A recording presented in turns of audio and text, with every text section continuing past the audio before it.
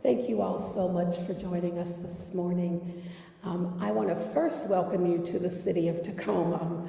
On behalf of the 215,000 residents who call this place home, I am so delighted that the governor would choose the Eastside Community Center for this bill signing moment this morning, but also thanks to all of you for being here. This is an important day for so many people. And I am grateful that I get to stand here with you as the mayor of Tacoma, to be here for the police accountability bill signing, and to introduce Governor Jay Inslee for opening remarks. Under his leadership, Washington is consistently the only state that ranks as the best place to work and the best place to do business. And I would add to that the state of Washington under Governor Inslee's leadership is going to be the best place to get police accountability across the state of Washington.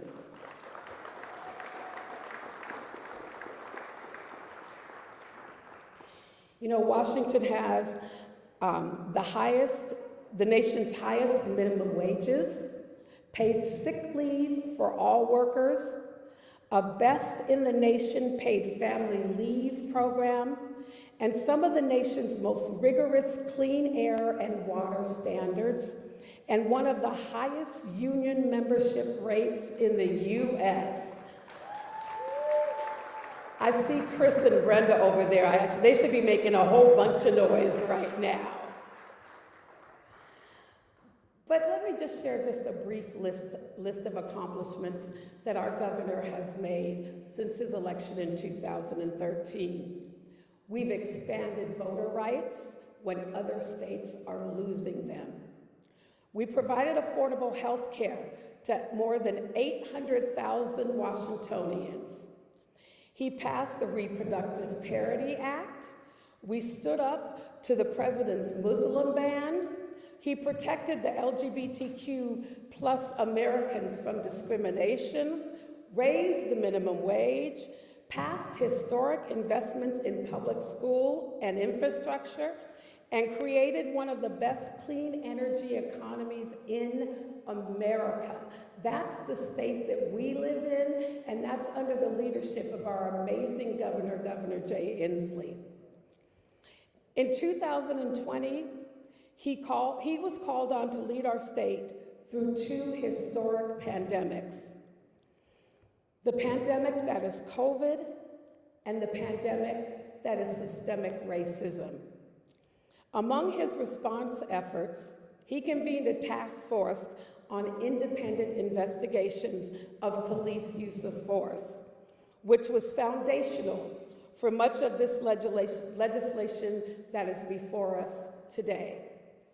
Ladies and gentlemen, it is my honor and privilege to present to you not only the best governor in the country, but a governor that I saw a couple years ago on this very same floor that you are sitting on shoot a basketball into the net.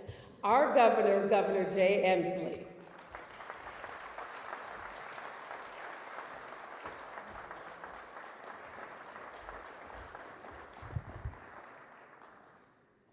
Madam Mayor, thank you for your comments, thank you for your leadership, thank you for not advising that was on the 5th try that it went in during that effort.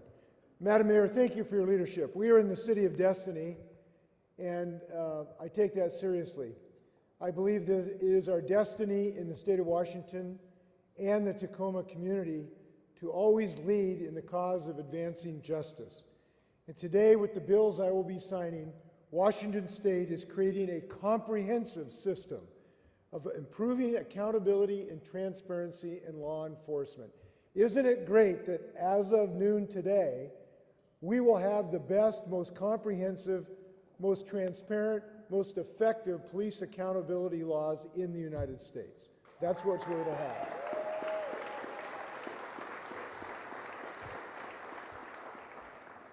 And doing that has taken a lot of work by a lot of folks. First, I want to thank the legislators, some of whom you will hear from today. They did a fantastic job on this very complex issue. They produce meaningful legislation that is substantive and carefully crafted rather than some just kind of slipshod effort. They put their shoulder to the wheel. They listen to the advocates and the families. And they've given something that Washington State can really be proud of. Can you just applaud all the legislators who worked on this? I really appreciate that. By the way, I see John Lovick out here too. John, thank you for your leadership. This is a culmination of at least a year's work by so many people. Elected leaders, including local leaders like the mayor, racial justice advocates, families, law enforcement personnel, to address systemic racism that unfortunately continues to bedevil us. For others, this was just one step in a continued effort in this long march of progress. The crises of the past year have raised the consciousness of our state and of our nation. That consciousness has been raised to take steps wherever we can against persistent inequity. In our moral mandate to acknowledge these hard truths have been crystallized, unfortunately, by the multiple tragedies of interaction between police leading to deaths of citizens. And it has led to an increasing recognition that it is time for action, not just talk. So I will be signing today a dozen pieces of legislation that will give action to our blessed community to this end. Now think about it. Our state did not just respond to this crisis with one or two proposals and then call it a done deal, but instead with a suite of legislation, the volume of substance of which has made our state exceptional. These bills are all going to work in coordination with one another to create a system of accountability and integrity stronger than anywhere else in the nation. And that's what we do. We lead the nation, right? We're leading on climate. We're leading on education. And now we're leading on police accountability. And we got to this point because of the persistence and tirelessness of the families and communities who've been hurt by the inequitable application of justice. Now, my office played some role in that. We organized early a task force to make recommendations to create a truly independent investigatory system in our state. And that community effort is now how we got to House Bill 1267. It's going to be complemented by legislation concerning state oversight of accountability of officers, requirements for tactics, definitions of the permissible use of force. These bills all are necessary, and I'm going to sign them all today. And I want to say special thanks to the families who have felt the pain of these tragedies, and to the advisory members to make sure that the legislators really heard from the families who suffered so grievously. Before I yield, I want to remind people that this effort is not completed. This is the beginning. This is not the end. There's much work to do of all of us to make this work for all our communities. But I could not be more proud of where we are today, the best police accountability laws in the United States. Thank you.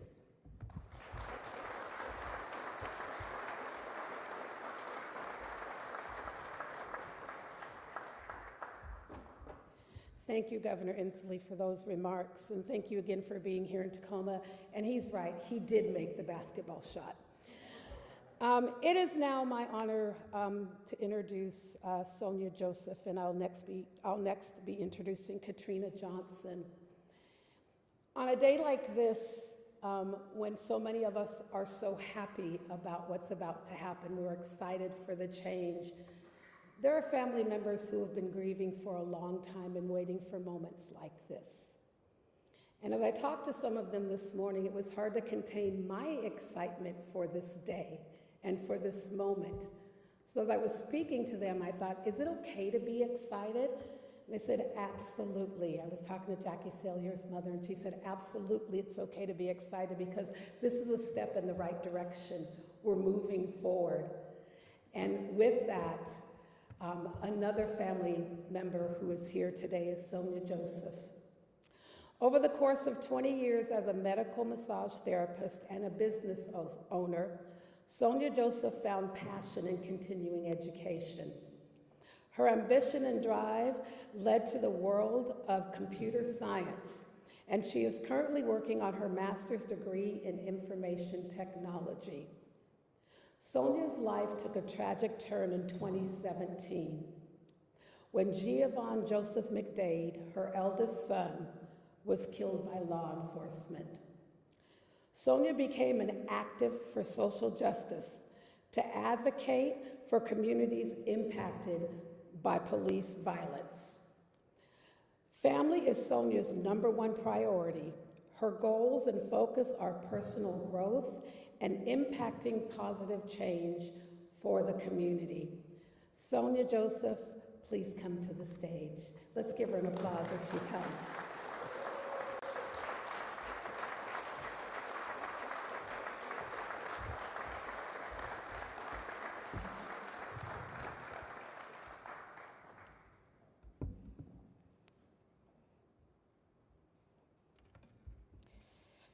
My name is Sonya Joseph, and I've waited a long time to be here today.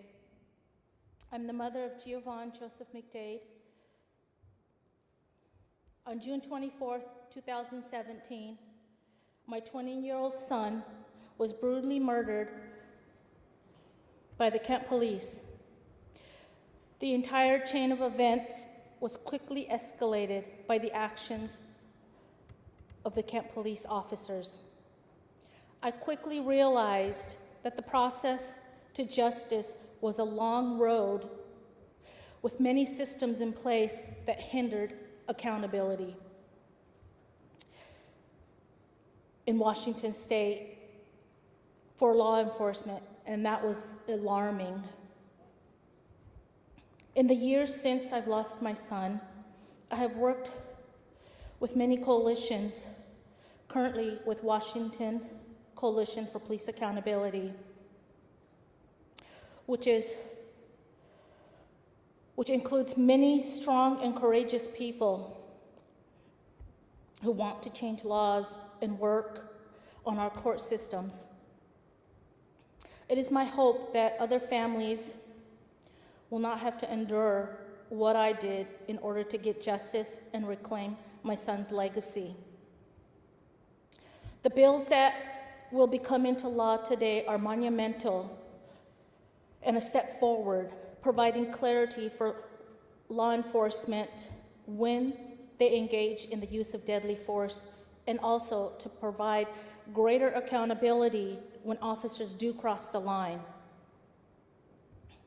These measures of accountability were created so that families could have some justice, some answers, some clarity, some transparency. And I would like to thank the state representatives, senators, and Governor Inslee for the willingness to listen to the stories of the ones who've lost loved ones to the hands of police, and the courage to create meaningful laws that will save lives, and to move forward and work on the culture of policing so that families will not have to suffer, and the future of our children, we don't have to worry about law enforcement continuing to get away with murder. Thank you.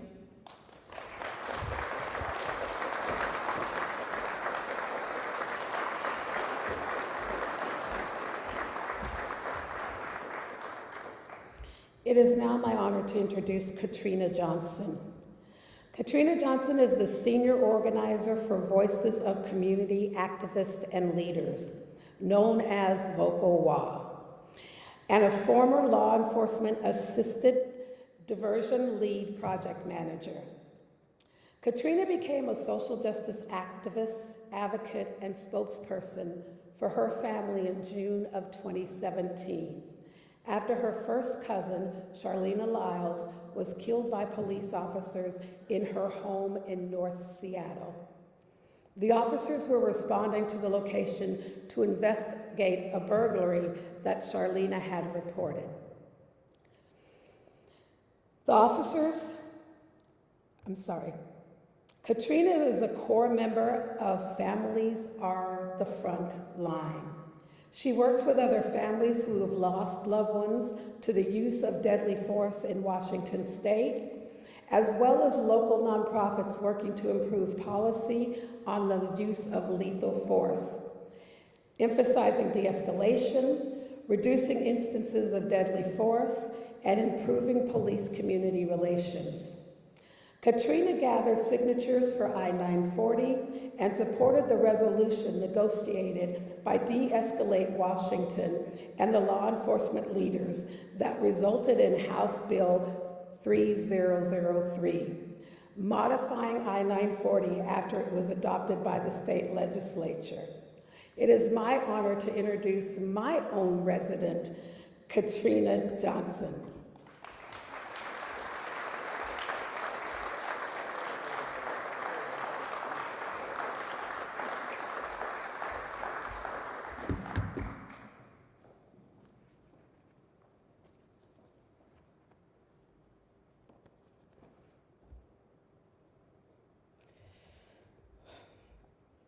I hate speaking. I'm grateful to be here today, and it's a monumental occasion, but it's also a sad one for most of us families who are still grieving, still looking for answers and justice for our loved ones. I am Katrina Johnson. I am the first cousin of Charlena Lyles. And what gives me joy today is knowing that through the advocacy work that I do, her legacy and her life lives on even after death. And so I want to thank Governor Inslee for your leadership and taking the initiative to put together a task force for independent investigations after the death of Manuel Ellis and the subsequent cover-up that transpired by law enforcement after his death. Thank you, Representative Intiman, for your leadership, honesty, and transparency while being a champion of House Bill 1267. I know it couldn't have been easy. I know it couldn't have been easy. Being one of the only impacted families on the governor's task force, it was important to keep us grounded on why we were there and what the intent was this task force was to accomplish. It was grueling, to say the least. To my fellow impacted families, the passage of these bills was done with great strength. We used that strength to testify and to share our pain to make a better tomorrow for other Washingtonians. And it did not come without great sacrifice. In the event that the police use deadly force,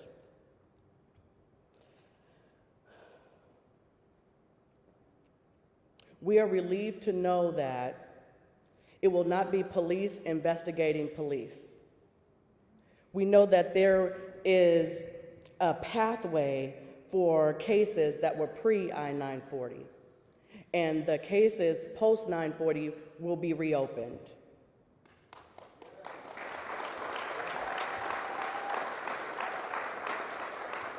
Washington Coalition for Police Accountability, thank you for allowing us to lead, because we are the experts of our experience. Impacted families, take a bow in knowing that your loved one's death was not in vain. Today, we stand united in strength and bonded together forever in pain and blood. We celebrate on this bill signing day, and tomorrow it's back to work on implementation. Thank you.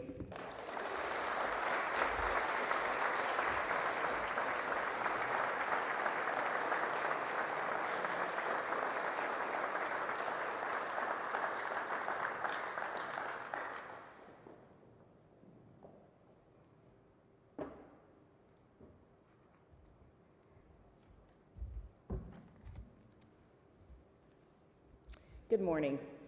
My name is Deborah Intiman. I represent the 47th Legislative District. I have the honor of being the sponsor of the Independent Investigations Bill.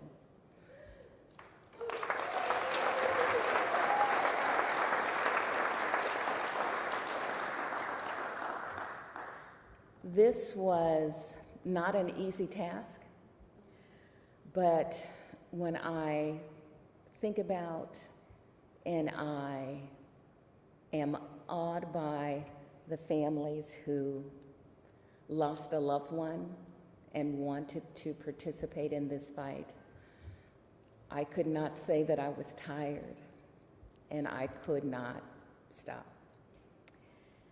This bill has changed my life. This, I truly believe, will be my legacy to my family that is here with me today. And I am thankful that Governor Inslee put together a task force. I am thankful that families that were affected by police violence and police officers came together to create legislation that would put together an independent investigative force. We continue to have work to do, and I'm hoping that we will someday soon have a independent prosecutions as well.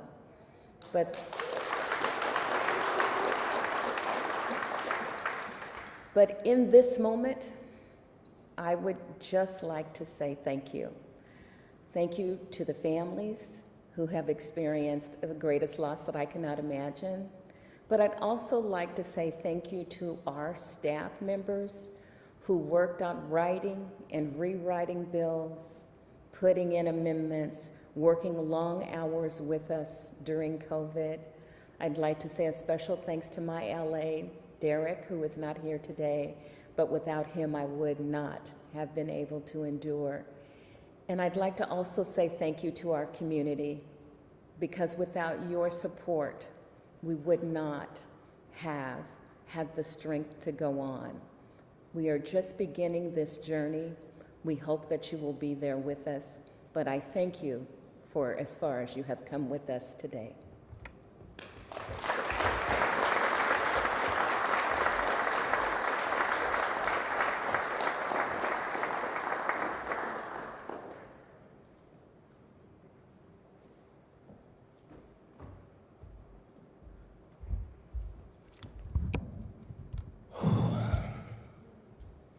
Giving all honor and praise to my Lord and Savior, He's the head of my life. I want to begin by acknowledging our families. Sonya and Katrina, the families that kept us going, that kept the endurance going during this process. I also want to acknowledge our staff, who literally went the virtual extra mile to help craft this legislation that we have before us today. What I would like everyone to know is that this process was deeply collaborative, deeply visionary, and deeply intentional about lifting up every voice, from community to law enforcement, but every voice in the process. Because of this work, and because of the families that stood in solidarity and demanded change, we are here today, a truly historic moment. And it's historic for a myriad of reasons. Because of the content of the bills, we now have a full ban on chokeholds and neck restraints. We have a full ban on no-knock warrants.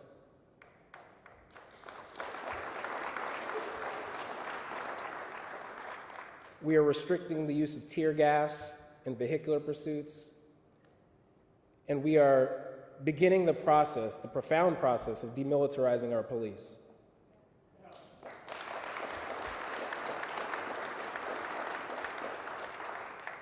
We now have a uniform state standard on use of force that prioritizes de-escalation and narrowing the scope of deadly force.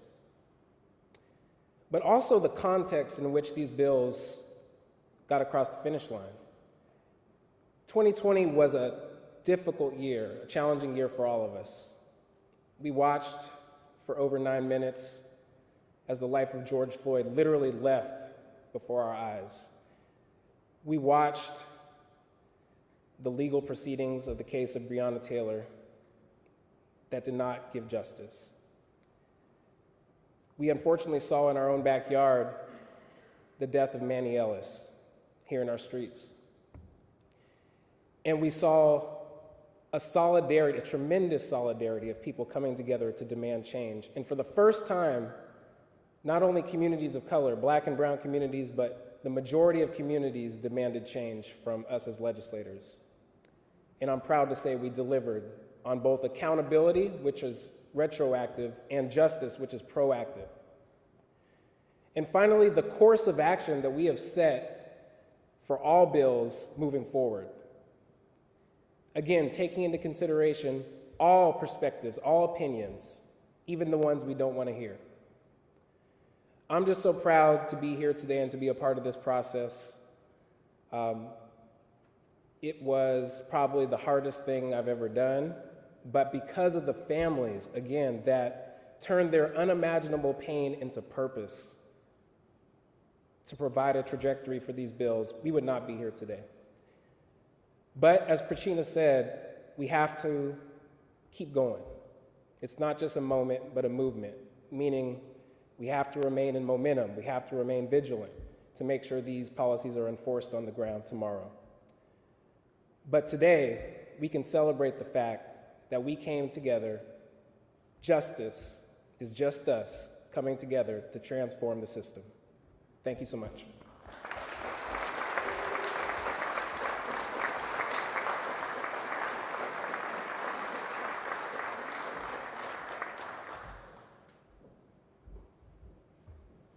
Good morning. I'm Representative Roger Goodman, Chair of the House Committee in the Legislature with jurisdiction over our justice system.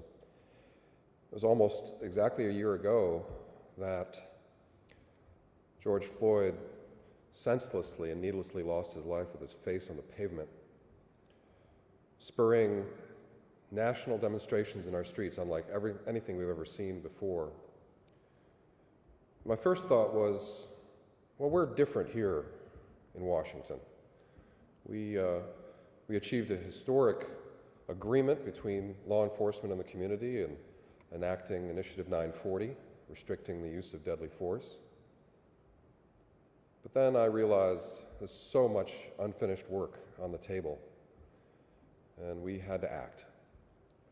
So I reached out to the Black members in the House and the members of color in the House, and we formed what we called our Policing Policy Leadership Team and engaged in a very deliberate and inclusive process, listening sessions with community and with law enforcement and with youth. And we consulted researchers, the leading scholars from around the country.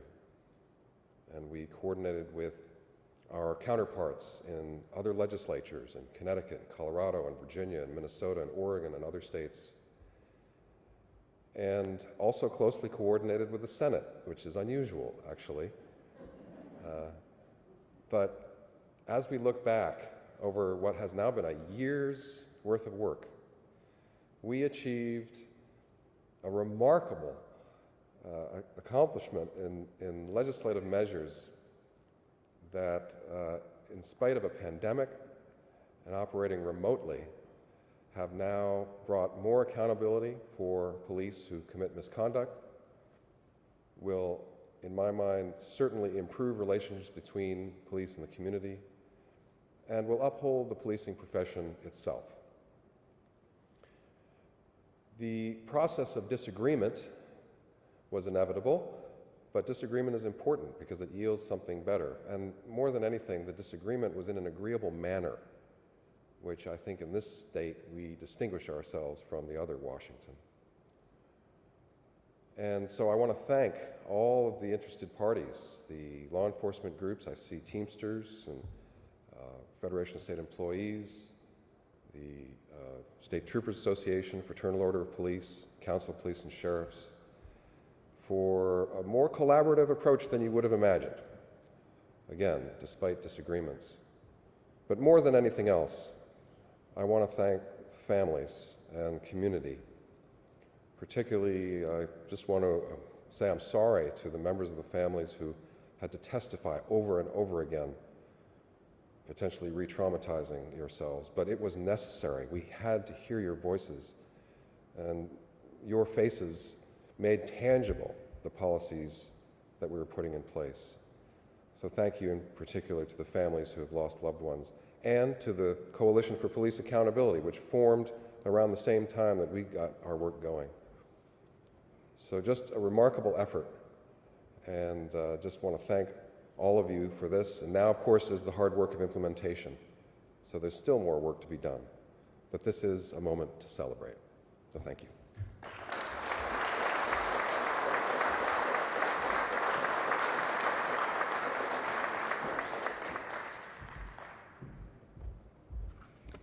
Good afternoon.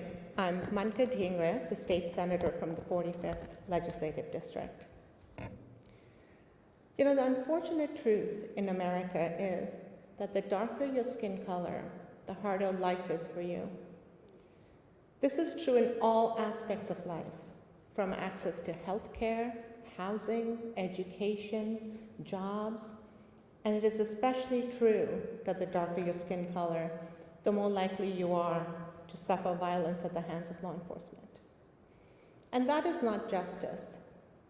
In a just world, George Floyd, Breonna Taylor, Manuel Ellis, and so many others, countless others, would still be alive today. Last summer, the people of Washington from all across our state spoke out loud and clear. They all demanded more accountability for the people who are entrusted to uphold the laws of our land. And we, each of us here, made a commitment to them that we would heed their call. At the very first Senate hearing on police accountability, the words of Monisha stayed with me. She said, "The year 2020 has given us perfect vision. It has clearly shown us all the inequities that exist in our society." I took those words to heart, and I added, and as leaders, we have to take the responsibility to address these inequities. And that is what we have done this session. For months, we worked closely with communities and with law enforcement on how to bring greater accountability and transparency to policing. And this collaboration has led to unprecedented change. We in Washington are once again leading the nation in terms of police accountability and transparency. And I always get asked the question, right? How did this change come about? And this change came about because Washingtonians demanded it. It came about because each and every one of us acknowledged this injustice, because each and every one of us grieved for this injustice, and because each and every one of us made a commitment to work on dismantling the systems of oppression and racism that allows this injustice to continue. So to everyone who spoke up, to everyone who pitched in, to everyone who lost loved ones but did not lose hope for a better world, to every one of you, thank you so much for all your work. We have a long road ahead of us to build trust, and I know that we will. But today is a day for hope and a day to rejoice. For tomorrow, we will continue our work together. Thank you.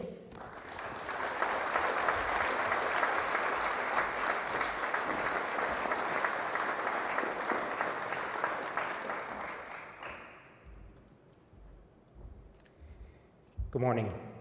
I'm Jamie Peterson, the chair of the Senate Law and Justice Committee. I think that the most apt metaphor for what we've been through is really Senator Dingre's bill, 5066, about the duty to intervene. because where I find myself is feeling a lot of guilt and shame that for so many years, as you have spoken out, as family members have told their stories about a system that did not take care of them,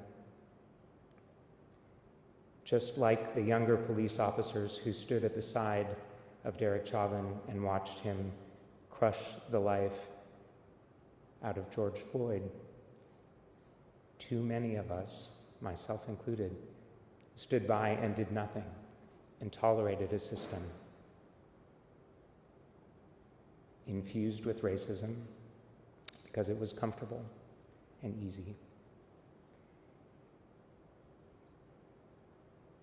And that's a hard thing to acknowledge, that there's been so much pain for so long that we have ignored. And so I'm deeply sorry. But once those cries finally pierced thick skulls, we made a commitment that we were going to act and do our best to change this world, to change our state. And I'm so proud of the work that all of you did to bring us ideas, of the collaboration between the community and the legislators to come up with this package of bills, of the thinking and hard work that went into perfecting them, of the stories, Fred and Annalisa, and all of the folks who are here coming again and again, suffering that trauma again and again, so that we could get to this place where we start to correct those injustices and to ensure that fewer families will have to go through that trauma. I think we have a lot of hard work in front of us still. I was proud to sponsor the State Accountability and Oversight Bill. Now we actually need to do the work of appointing the right people to be on the Criminal Justice Training Commission. We need to help them create the procedures that will make sure that abuse of the public trust will lead to decertification of officers who should not be entrusted with a badge and a gun.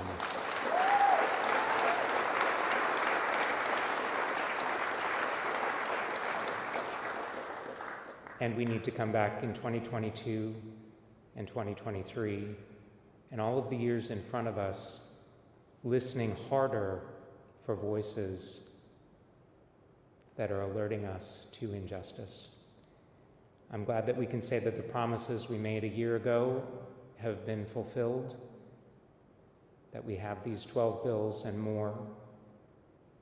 But I commit to you today that as long as I'm there, we will continue to do this work to bend toward justice. Thank you.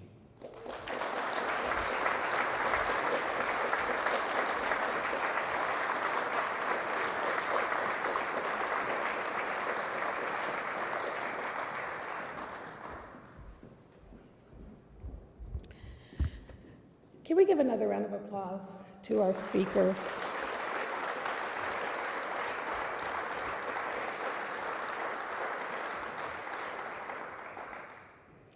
After hearing all of them and looking out on this audience, I too have hope, because we heard a commitment from our leaders in the state legislature to continue to make the change that we need for all of our communities. Governor Inslee and our distinguished legislators, those who spoke, and those who are joining us in the audience this morning, thank you. Thank you for your commitment, not just your words, but your commitment, and thank you for the work that you've done already and for the work that you'll continue to do. Can we give them one more time?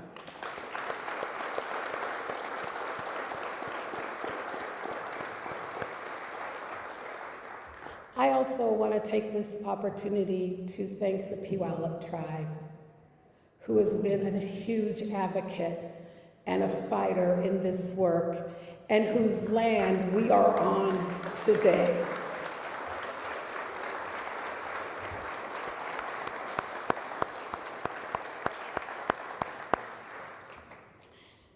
And then I want to thank the brave family members, the affected families, who were vulnerable to share their stories, who could have easily have just sat home and mourned their family members.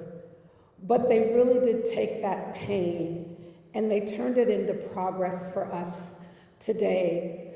And while you already sacrificed the life of a loved one, you continue to sacrifice your time and your energy to fight not only for justice for those that you lost, but to fight for justice on behalf of every family in the state of Washington who has either experienced this or may experience this. And to that, this whole community, this whole state owes you a debt of gratitude. Thank you so very much.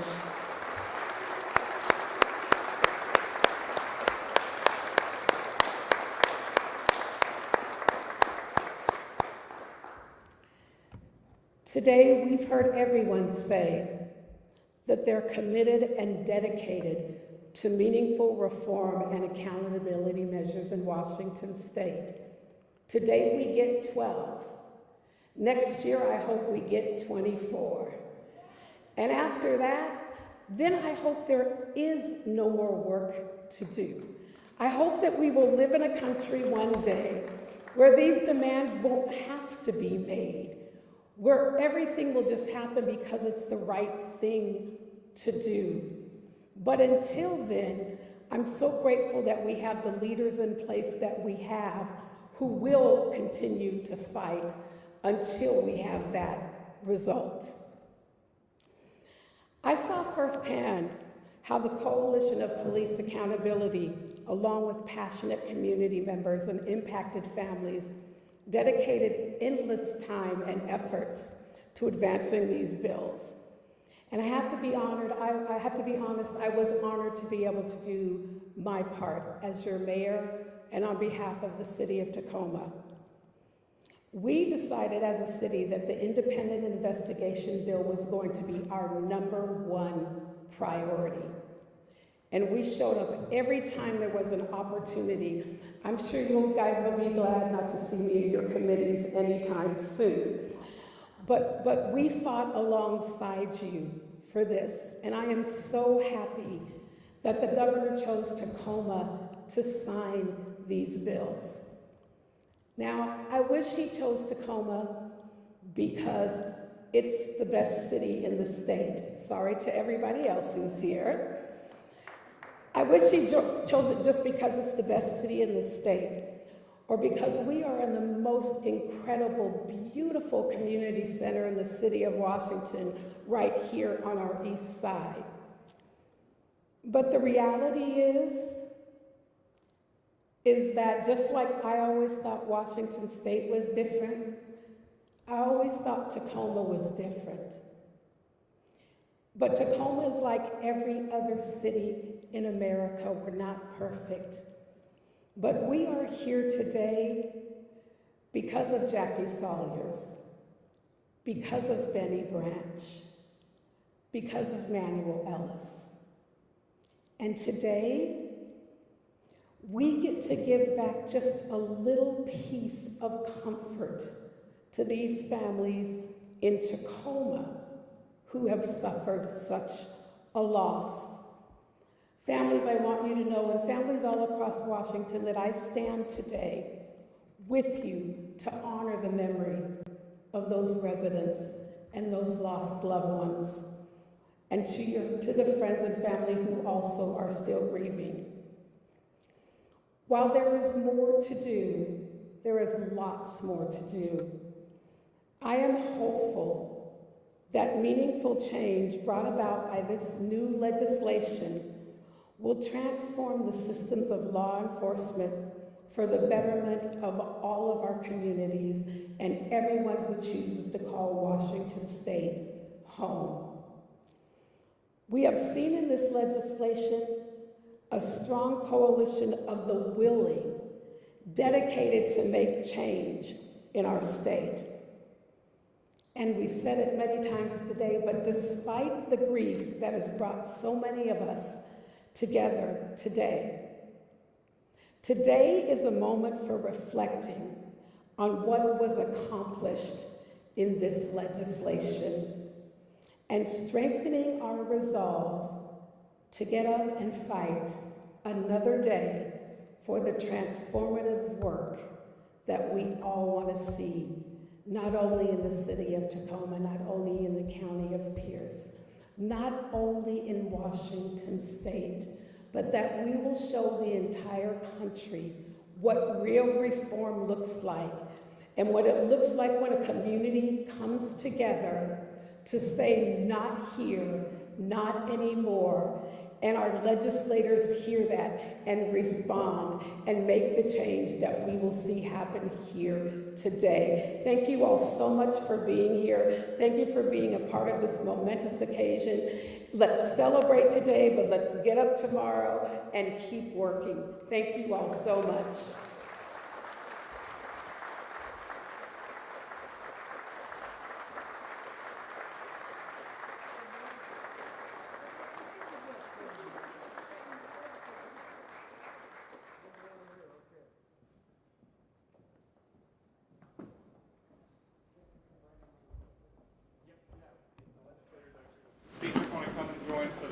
For the signing ceremony.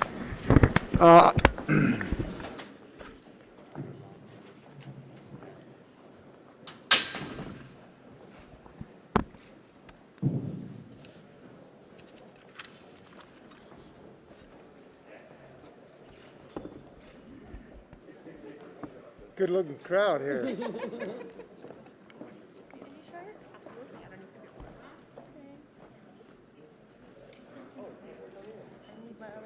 Come on around this side here. David?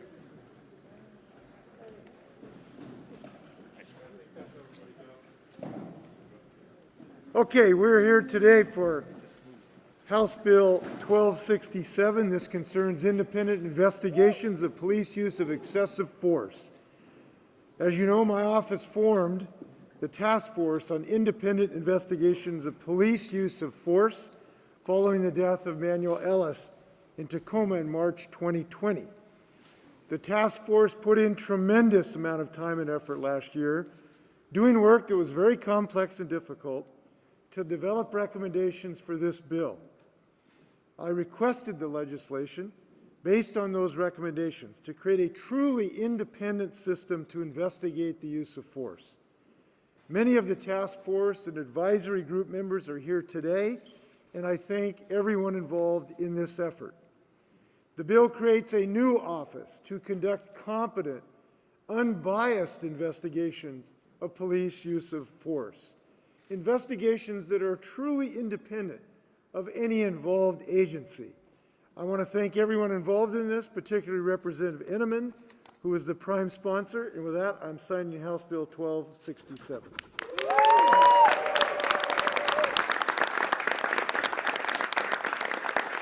Thank you. Thank you. Okay, we got some good work to do. I have before me House Bill 1089. This bill requires the state auditor to review deadly force investigations and evaluate the law enforcement agency investigative body and the prosecutor's office to make sure they follow their training and certification requirements. This will provide greater transparency and accountability and determine whether the officers and agency complied with their requirements. I want to thank Representative Ramos and the companion bill sponsor, Senator Dingra. I want to make a note that this bill is part and parcel of what the legislators did this year, which is to pass real legislation to make sure the job gets done. And I'm appreciative of their leadership. I'm signing House Bill 1089.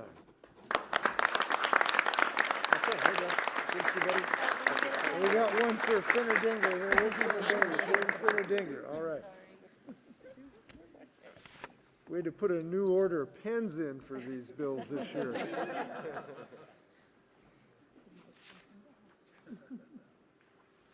I have before me House Bill 1054. This establishes requirements for tactics and equipment used by police officers. The bill establishes standards for use of several police tactics and equipment. Among other things, this legislation prohibits chokeholds and neck restraints, restricts vehicular pursuits, and limits the use of tear gas. The bill creates a consistent statewide standard for these tactics. It provides greater oversight when some of the tactics are used by officers. And here's why this legislation is necessary. Many of these tactics have been used, unfortunately, that led to great tragedies and disproportionately against people of color. Many see these tactics employed as a means of suppression of lawful activities, including free speech. This is an important bill to put more guidelines around the use of these tactics. Now, I want to tell you, there's a fellow standing right here. He forgot to introduce himself when he was speaking. It's Representative Jesse Johnson. And I am so appreciative of his leadership that led to this bill. And I'll tell you why. This is complex work. And he and his colleagues produced a result that not only protects us from unnecessary tragedies, but allows police officers to do their important work. We know they do have difficult jobs to do. And he produced a bill that will allow them to do their work in a safe manner. This is important to all of us. I used to prosecute impaired driving in domestic violence cases in SELA. And I can tell you I would not sign a bill unless it allowed police officers to do their work. Jesse produced a bill that will allow our peace officers to do their work for more peace and less violence. Congratulations, Jesse. I'm signing your bill. All right. Good work.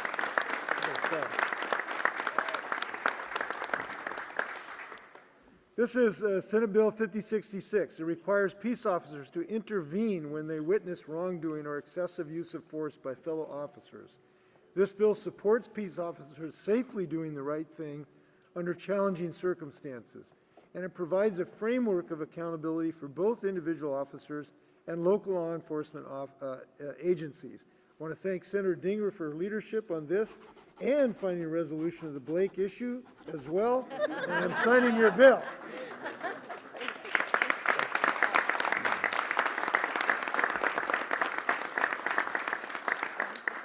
This is House Bill 1088. It requires prosecutors to develop standards for disclosing information that may call into question the credibility of a law enforcement officer's testimony. Before hiring an officer, the agency must look into the officer's previous misconduct around dishonesty, abuse of authority, or other evidence that shows the officer's bias or motive to lie. These changes will provide greater consistency and accountability around officer conduct. Thanks, former State Patrolman Representative John Lovick and Senator Dinger. I'm happily signing this bill. Thanks, John. Okay, you're loading them up there, Ryan.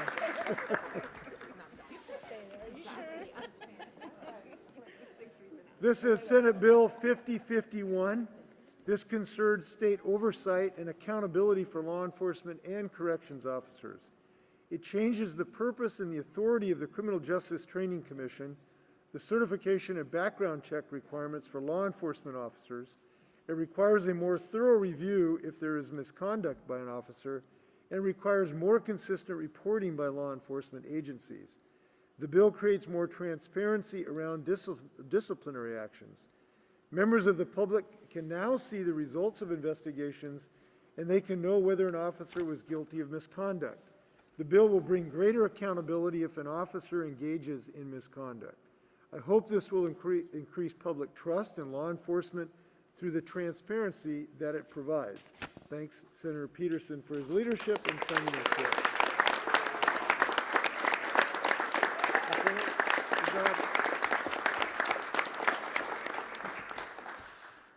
This House Bill 1310. This bill establishes a civil standard for the use of force by law enforcement officers and requires officers to use reasonable care when carrying out their duties. It creates a much-needed, consistent statewide standard for the use of force by law enforcement officers. Thanks again, Representative Johnson, for his leadership on this. There we go. All right. Okay. There you go, buddy.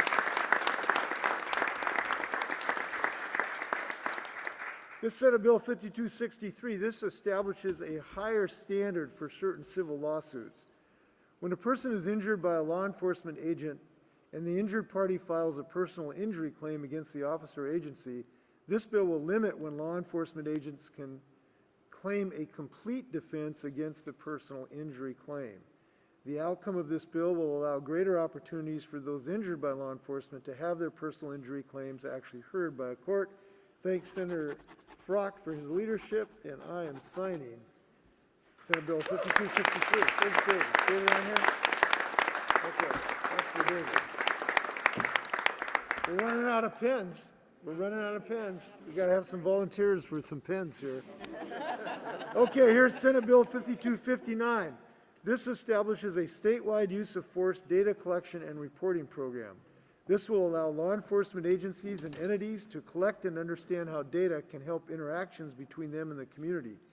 Consistently collecting and applying this data will enable us to better evaluate and improve policing and offer use of greater transparency.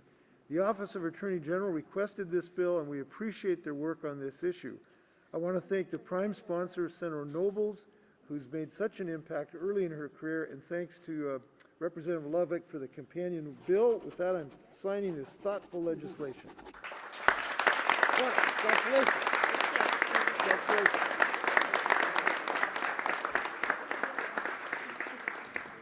This is Senate Bill 5353. It creates a grant program in the Department of Commerce to foster community engagement with law enforcement officers and communities they serve. This will help us build improved relationships between the community and law enforcement. Thanks, Senator Conway. And I'm signing the bill. Everybody. Thank you. Okay, we have here House Bill 1140. This bill requires law enforcement to give a juvenile access to an attorney before the juvenile can waive any constitutional rights in certain situations. The bill helps ensure that youth understand their rights and can make an informed decision about whether or not to waive those rights. Again, thanks Representative Johnson and everyone involved in this. We're loading them up, buddy. We're loading them up.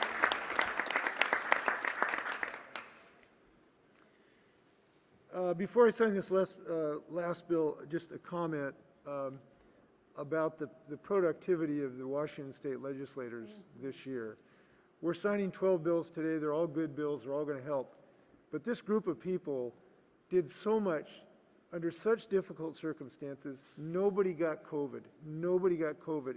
And they produced the best legislative session in my living memory. Congratulations to everybody in the state legislature.